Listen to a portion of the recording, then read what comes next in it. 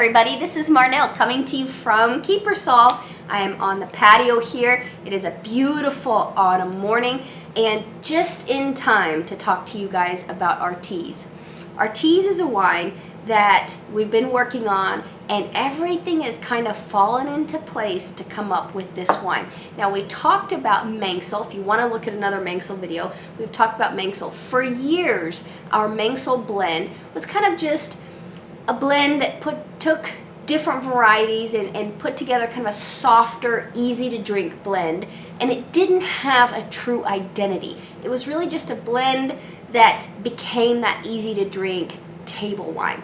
Well, we gave Marnelle an identity. It is now a Bordeaux blend. Only Cabernet Sauvignon, Merlot, Cabernet Franc, and Malbec are allowed to go into that blend, and those are varieties that we grow here on the estate. Now we do grow 16 different varieties here on the estate, and once we gave the Marnelle that identity of always being a Bordeaux blend, we were able to play with and really take some of the other varieties and come up with a Pinot Noir style blend. So there are varieties like Zinfandel, Sangiovese, Mourvedre, Cabernet Franc, even Malbec, that didn't make it into the Marnelle, and we don't make those straight varieties, but these varieties were showcasing great depth of flavor, great character, as well as this really bright acidity we're getting from our Zin and from our Sangiovese.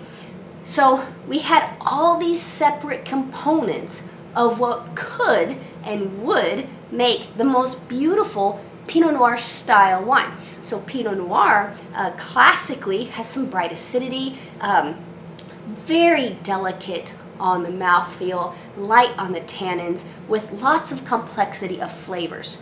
So the cool thing about a blend is that you have all these components separately, and we were able to put them together and make essentially a style that all the Pinot drinkers out there would love. And that is this, folks, Artize. So we were so excited about this.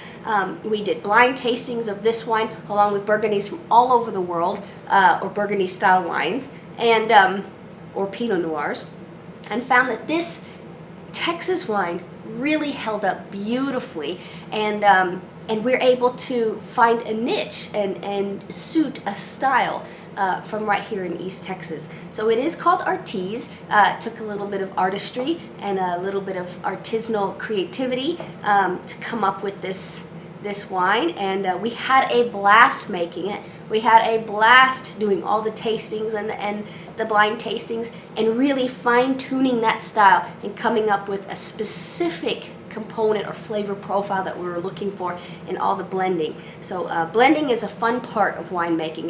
It's a time where you have so many pieces and you kind of see how it comes together, and you also get to know your partners in making wine. Mike and I really kind of found each other's palate and figured out what he likes and what I like, and then we bring it to the table, we share it with the rest of the family, and then we're like, okay, this is what they like, this is what they like. So this is a real cool hodgepodge of characteristics that depict who we are at Kiepersol. So I'm so excited to share it with you, and haven't actually tasted this for about 2 weeks. We like to taste the wines regularly during bottle aging. So we put all of our wines through a 4 to 9 month bottle aging program, and the reason being is that once a wine is bottled, it can very easily go through what we call bottle shock, and bottle shock is where the wine really gets kind of a lull or a dead spot in flavors, and it takes time for that equilibrium to come back. It takes time for those flavors to meld back together after being forced through the bottling line. So let's get this open and see. We have been aging this and it is just ready. This will be ready to release for Thanksgiving turkey. All right, we've got Love Without Limits. I'll set this here. Look at that beautiful, delicate, light color. The aromas are coming off of that as they should be. Get a little airflow in there. So a lot of times with a young wine, a wine that's just been put in the bottle, you want to just get a little air in there. and help it to breathe and evolve. Although this is filling the air. You get bright, ripe cherries and plums right off the bat.